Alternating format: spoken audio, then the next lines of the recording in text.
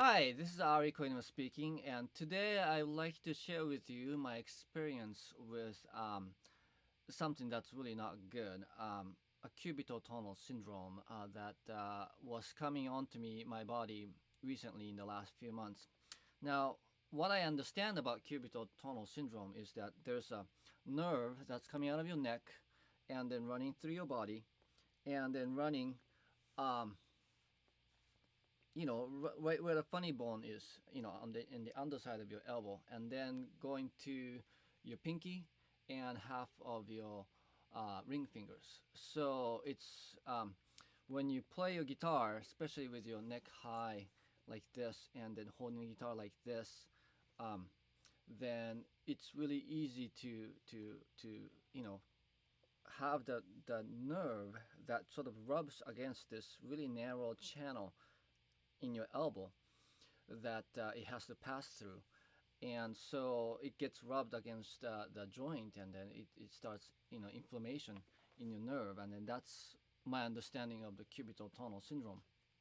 And back a few months ago, I had a lot of time to just noodle on my guitar late at night when my body was already sort of tired and winding down, and I didn't have a lot of energy, and I wasn't really paying attention to what I was doing. So I was doing a lot of sitting on the couch like this, with my fingers like this, you know,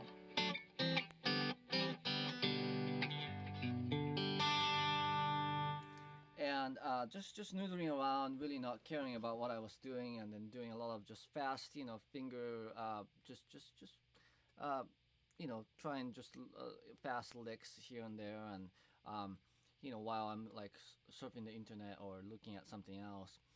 And after a while, I noticed really sort of a tingling sensation, like what you might feel like if you hit a funny bone, and then has that really real buzz, and then sort of residual buzz as it's going down.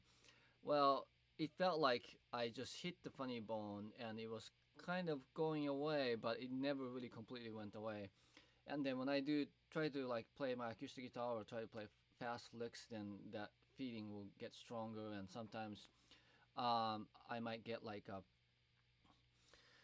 a burning sensation, or sometimes it might feel really cold, like I just have an ice on my elbow, and just had different kinds of sensations. But it always felt like my elbow was fragile, and it was stressed, and I got sort of a bad feeling, like anxiety in my mind about playing the guitar. And um, that went on for about 3 4 weeks and never went away. So I started doing researches, and then after that, I figured out that it's probably a beginning of a cubital tunnel syndrome. I thought if I just rested for a while, excuse me, then it would probably go away. And I didn't play the guitar for 3 4 weeks, but the feeling didn't go away, and my elbow kept, it wasn't really necessarily painful, but it was still bothersome.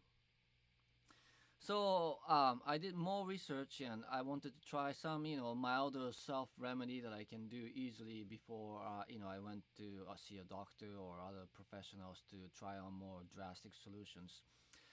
And I'm happy to report that my elbow is feeling almost 100% now. I don't really have any bad sensations or fragile feelings or anything like that. And I can play the guitar as I used to before.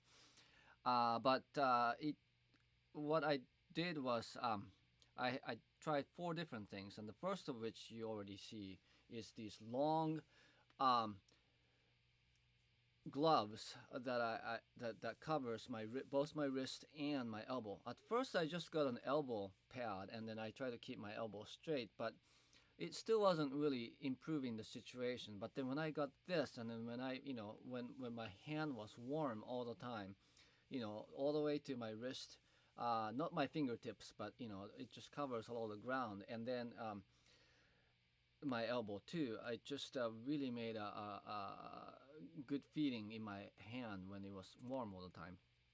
So that's one suggestion I have. And then the other thing is I looked it up online, and I started taking supplements.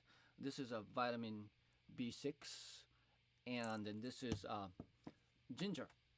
And apparently, I don't know if you can see that, the lights are.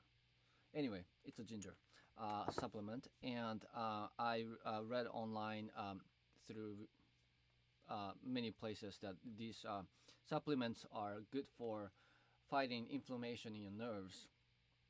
And then the next thing I did was I bought one of these hand masters from Amazon, and I know it's a cheesy little things, and these bands can break, but I find it, it's a very good exercise. One of the reasons why you might develop a cubital tunnel syndrome is because you fundamentally lack sufficient muscle strength to do what you're asking your hand to do. So there's a extra tension or just something that's you're forcing your hands to do that you can't do.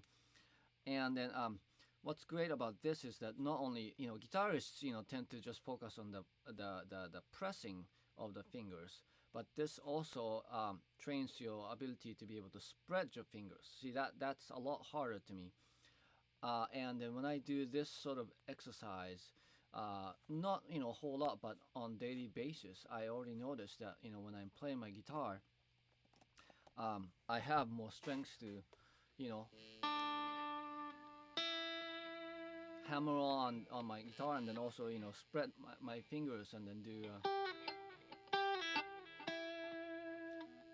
more sort of a stretch kind of licks, which I hated doing before. So that's something that I've been trying, and I think I feel like it's helping. And then finally, something that I just always try to do, but I'm taking extra effort now, is to make sure that I'm hydrated all the time.